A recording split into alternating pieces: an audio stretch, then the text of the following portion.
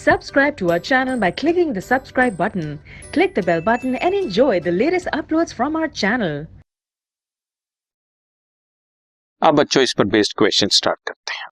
तुम्हारे सामने 10% debentures of 500 each, यानी कि 50,000 रुपए के debentures converted into equity shares of ₹100 each at a premium of 25%।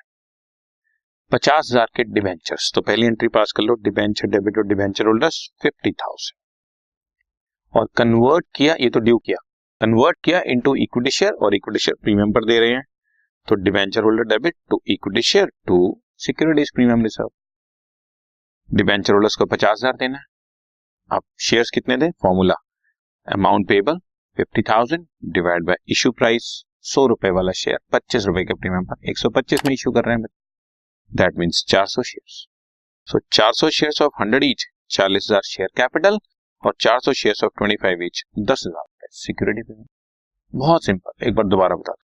Debenture debit to debenture holder due किया, debenture holder debit to equity share capital to premium पे कर दिया बच्चा, और अमाउंट कैसे निकाले वो आपके पास फॉर्मूला है, राइट। ये डिबेंचर्स ड्यू किया डिबेंचर होल्डर्स में, debenture holder debit to equity share capital convert हो,